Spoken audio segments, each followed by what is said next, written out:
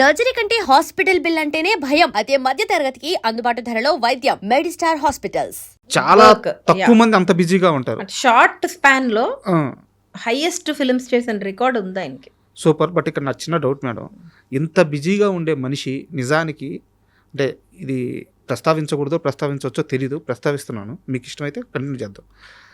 ఆయన తాగుతాడు అనే ఒక ప్రాపగాండా ఎక్కువ తీసుకొచ్చేసారు ఇండస్ట్రీలో.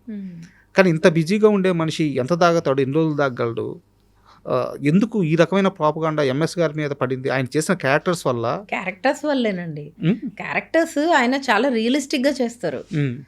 ఎంత రియలిస్టిక్ గా అంటే మేము ఒకసారి అన్నవరం నువ్వే షూటింగ్ జరుగుతున్నప్పుడు నేను వెళ్ళా. మా నాన్న నన్ను తీసుకుని తుని వచ్చారు. షూటింగ్ అయిపోయింది, మేమిద్దరం ఇంకా మా ఫ్యామిలీలో మా బావ వాళ్ళు ఉన్నారు.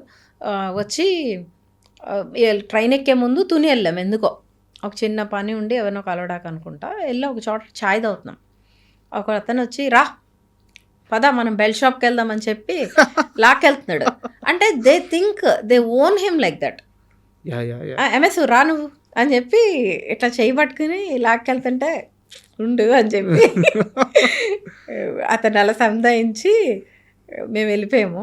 అంటే అలాంటి 2-3 ఇన్సిడెంట్స్ నేను చూసా. నేను చాలా తక్కువ అట్లాంటివి ఆయన ఎన్ని చూసారు.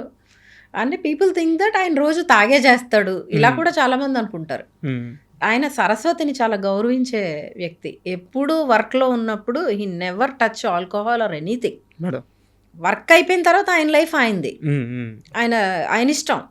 ఆయన ఫ్రెండ్స్ ఒక చిన్న సర్కిల్, ఆ సర్కిల్తో కూర్చొని కార్లో ఎప్పుడైనా డ్రైవర్ ఉండేవాడు, అలా ఒక రౌండ్ వేసి 2 పెగ్గులు తాగి ఇంటికి వచ్చి అమ్మ చేత్తో అన్నం పెట్టేది, తిని పడుకునేవారు. That was his routine.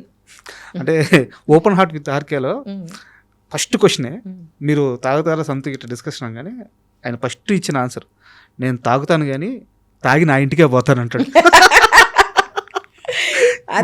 ఎన్నిసార్లు విన్నాను ఆ డైలాగ్.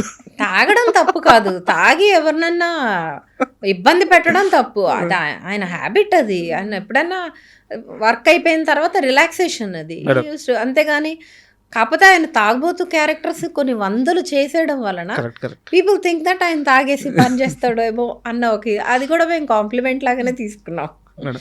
యాక్చువల్గా నేను ఈ ఫైనాన్షియల్ విషయాల గురించి మాట్లాడకూడదు అనుకున్నాను. బట్ ఒక చిన్న నాకు మీరు మాట్లాడినంటే అన్ని మాట్లాడినారు. ఎంఎస్ గారు యాక్టర్గా బిజీ కాకముందు మీకు ఏదో ఒక ఎంఎస్ డాటర్గా లేదా ఒక ఆడపిల్లగా చిన్న నీడ్స్ ఉంటాయి.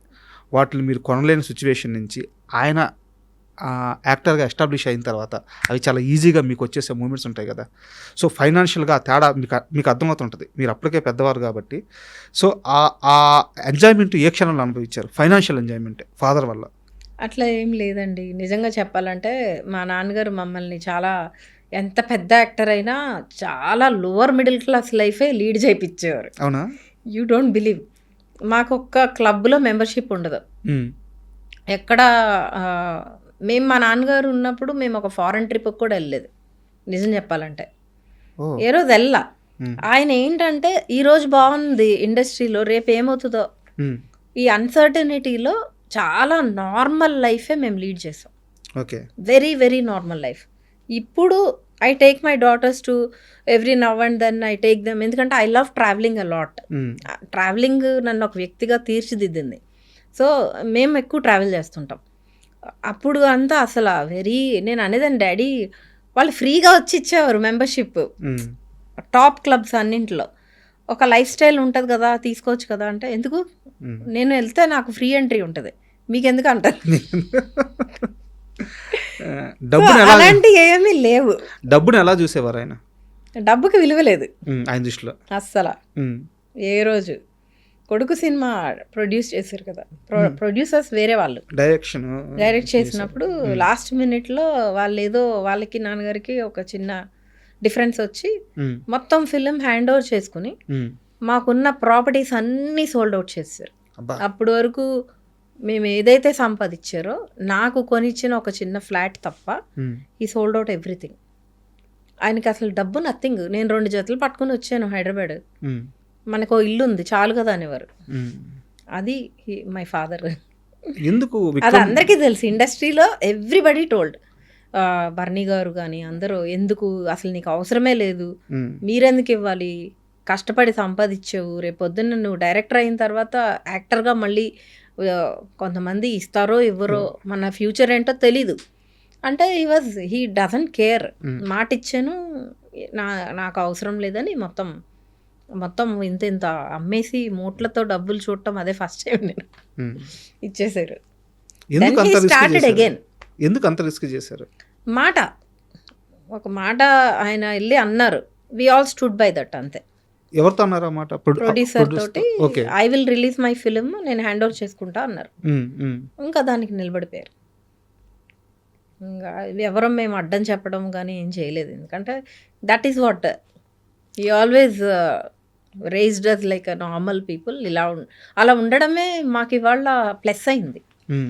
So that kind of bringing up made us very strong. ఇప్పుడు మనల్ని ఎవరైనా చూసారా, ఇప్పుడు కొంతమంది పెద్దవాళ్ళు పెళ్ళిళ్ళు అవుతూ ఉంటాయి ఇంట్లో, ఇండస్ట్రీ పీపులే, very close people, every time they talk about dad and all. They don't invite us, sometimes this also happens. మేమేం పెద్ద ఫీల్ అవ్వము, ఎందుకంటే ఫస్ట్ నుంచి మేము వెళ్ళి పెద్దగా తిరిగింది లేదు, ఇప్పుడు దూరంగా మనల్ని పెట్టారనుకోవడానికి లేదు. We're always there like that.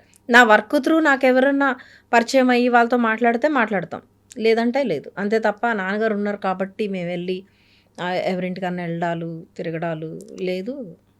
ఆయన అలవాటు చేయడం చూడండి ఎంత హెల్ప్ అయింది. రియాలిటీ అలవాటు చేశారు. రియాలిటీలోనే ఉన్నాం మేము, ఆయన అట్లా పెంచారు కాబట్టి మనకి ఇప్పుడు ఆ గ్లిటర్స్ అదేం లేదు. మా లైఫ్ మేము హ్యాపీగా, మా వర్క్ వేరు. కొడుకు సినిమాకి ఆ రోజుల్లో మొత్తం ఎంత లాస్ మేడం? లాస్ అని అనలేంలేండి. ఇప్పుడు నేను ఐఎమ్ ఇంటూ ఓటీటీ అండి. I'm heading Sun next now, content head. I do OTT business.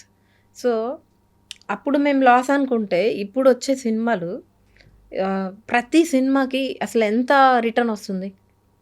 Returns అనేవి అసలు ఇన్వేరియబుల్ లేవు అసలు. కొన్ని సినిమాలకైతే చాలా బాధేస్తుంది నాకు, అరే ఇంత మనీ పెట్టారు, how do they recover.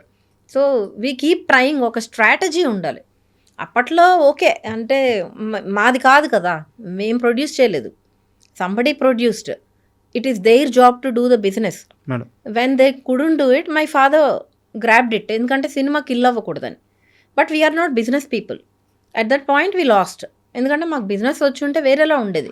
Because film was good, right time, right theaters, these all matters అప్పట్లో. సో అది అవ్వలేదు కాబట్టి మేము లాస్ కింద కన్సిడర్ చేయము, ఇట్స్ ఓకే. ఇప్పుడు చూస్తే ఇప్పుడు ఈ 3 crores, 4 crores, 6 crores, 9 crores, 1 single penny వెనక్కి రావట్లా. So OTTs are there, but స్ట్రాటజికల్గా మూవీస్ చేయాలని అయితే నేను ఐ డూ కీప్, అంటే కొంచెం మనకు తెలుసున్న దాంట్లో వీ కీప్ గైడింగ్ పీపుల్. యాక్చువల్గా ఎంఎస్ గారు కూడా మాట్లాడుతూ, నాకు ఇవన్నీ తెలియదు, సినిమా ఎలా రిలీజ్ చేయాలో తెలియదు, సినిమా ఎలా చేయాలో తెలుసు, అంతే. నేను సినిమా బాగానే తీశాను, నా కొడుకు బాగానే యాక్టింగ్ చేశాడు, నేను ఇంతవరకే అనుకున్నాను, సినిమాని ఎలా ప్రమోట్ చేయాలి, ఎలా రిలీజ్ చేయాలో తెలియదు అన్నారు. యాక్చువల్గా మీ సినిమా విషయానికి వస్తే సుబ్రహ్మణ్యం, ఆ సినిమా విషయానికి వస్తే అది కూడా ప్రమోషన్ విషయంలోనే ఇదైందనమాట. సో ఎంఎస్ గారు కానీ మీరు కానీ ఒకే విషయంలో మేము లూజ్ అయ్యాము. అది ఇప్పుడు నేను what ever I'm doing now, I want, అంటే అలా వేరే వాళ్ళకి మనకు తెలిసి జరగకుండా వీ ట్రై టు కీప్. అందుకేనా ఇప్పుడు కరెక్ట్గా అక్కడే వెళ్ళి కూర్చున్నారు మీరు? అంటే అది మన లైఫ్ మనల్ని అట్లా తీసుకెళ్ళింది. సో ఇప్పుడు అన్ని విషయాలు మీకు అర్థమైపోతుంటాయి అంతే. అదే పెద్ద మహాసముద్రం. మనకి తెలిసినంతలో రైట్ కంటెంట్ ఉంది అంటే మాత్రం ఓకే, దీన్ని ఇలా నావిగేట్ చేయడము నాకు చాలా ఇష్టం. నావిగేట్ చేసి ఎట్లా సమ్హౌ బ్రేక్ ఈవెన్ అన్న అయితే, అదే ఎంతోమంది ప్రొడ్యూసర్స్ ఇండస్ట్రీకి వస్తారు, వచ్చి ఎంతోమంది writers they wanted to do films, అది సక్సెస్ఫుల్గా చేయగలరు కదా. ఒకరికి డబ్బులు వచ్చినాయి అంటే ఆయన ఇంకో సినిమా చేస్తాడు, అప్పుడు ఇంకొకరికి ఆపర్చునిటీ వస్తుంది. సో ఈ కథ బాగుండాలి, వాళ్ళు ప్రమోషన్ ప్రాపర్గా చేసుకోవాలి, ఇవన్నీ కూడా ఇట్స్ వెరీ బిగ్ థింగ్ అండి. సినిమా చేసేస్తే అయిపోదు, దాన్ని రిలీజ్ చేయడము, దాన్ని బిజినెస్ చేయడం అనేది చాలామంది ముందే ప్లాన్ చేసుకోవాలి.